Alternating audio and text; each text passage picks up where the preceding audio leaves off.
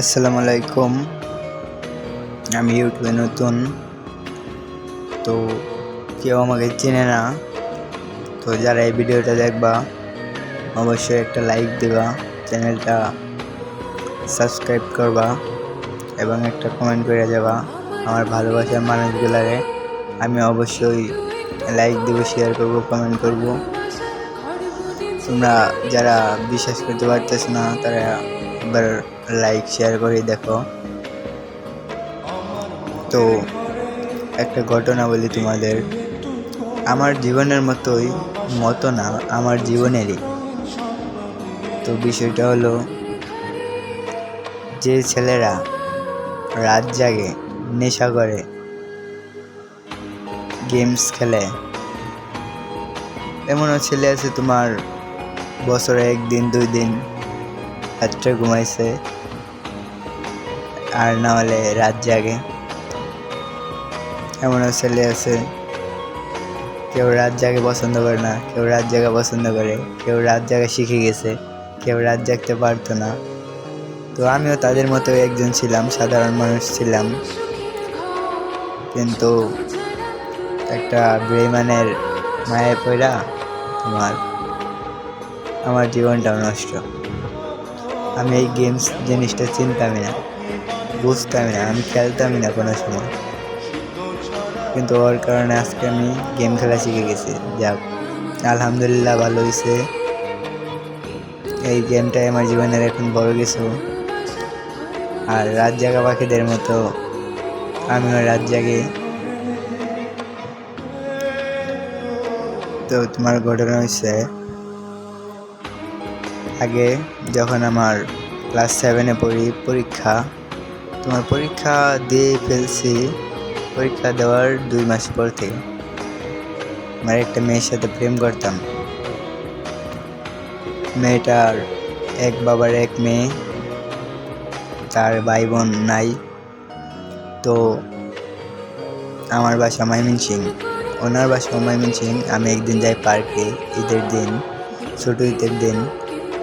তো পার্কে আমাদের দেখা, এখন উনি আমাকে দেখছে, আমি ওনাকে দেখি নাই। আমাকে ঈদের 4 দিন পরে মেসেজ দিছে। আমাকে বলতেছে, আসসালামু আলাইকুম, কেমন আছেন? আমি বলতেছি, ওয়ালাইকুম সালাম, আলহামদুলিল্লাহ, ভালো আছি, আপনি কি? বললো, আপনি আমাকে চিনবেন না। আমি বললাম, ও আচ্ছা, আপনাকে আমি চিনি। আমি বলছি, হ্যাঁ, ভালো তো চিনেন, কিছু বলবেন? বললো, হ্যাঁ, অনেক কিছু বলার আছে। আমি বলছি, হ্যাঁ, বললেন। তো তখনই আমি তোমার মনে করো গেমে ঢুকছি, গেম থেকে ব্যাগ দিয়ে দিচ্ছি। ব্যাগ দিয়ে বললাম, হ্যাঁ, বলেন। বললো যে, আপনার বাসা ময়মনসিং? আমি বললাম, হ্যাঁ। ময়মনসিং মুক্তাগাছা? হ্যাঁ। আপনি আমাকে চেনেন কীভাবে? বললো, আপনাকে আমি দেখছি। আপনি আমাকে কই দেখছেন? পার্কে দেখছি। ও, দেখতে পারেন, স্বাভাবিক। হ্যাঁ, বলেন। বললো, আপনি কি প্রেম রিলেশন করেন? আমি বললাম, না, ওটা প্রেম আমাকে দিয়ে হবে না। বললো, কেন? আমি বললাম, সরি, অন্য কথা বললাম। বললো, আগে এটার উত্তর দেন।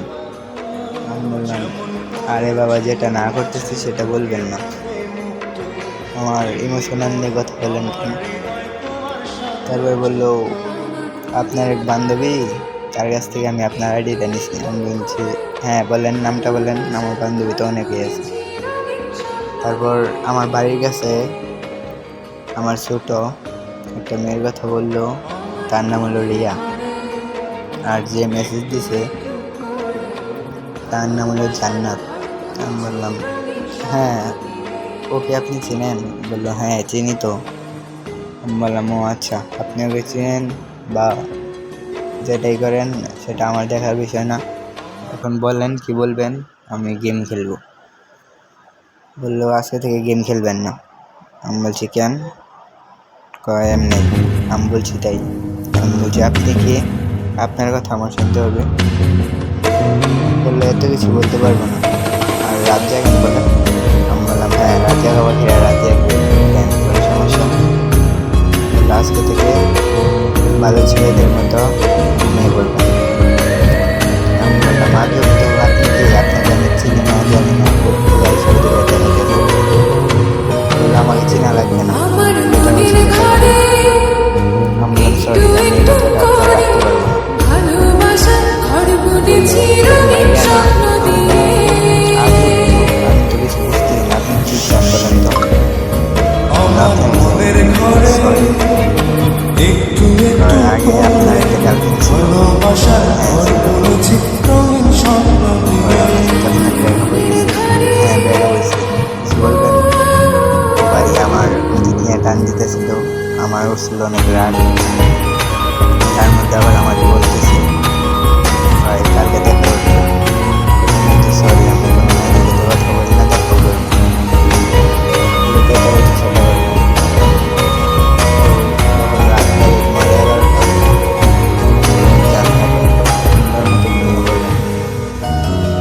সরি, ঘুমাতে পারি না। যেমন করে পাখি বাঁধে নিজের সুখের ঘর, শুধু ছাড়া তুলিব না ভালোবাসার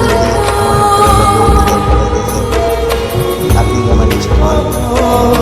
যেমন করে পাখি বাঁধে নিজের সুখের ঘর, শুধু ছড়া নয়ব না ভালোবাসার ঘর। মনের ঘরে একটু একটু করে ভালোবাসা ঘর বলেছি আমি স্বপ্ন দিয়ে।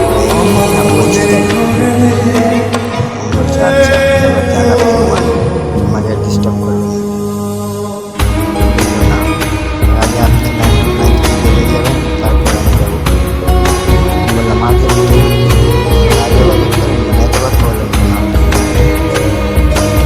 বলছি আপনি সেটা বলেন, আপনি আমার বলে জান বলতেছি না, অনেক খবর আছে, আমি যাবো না। আমি তো আপনার বাসায় আন্টির কাছে যেমন করে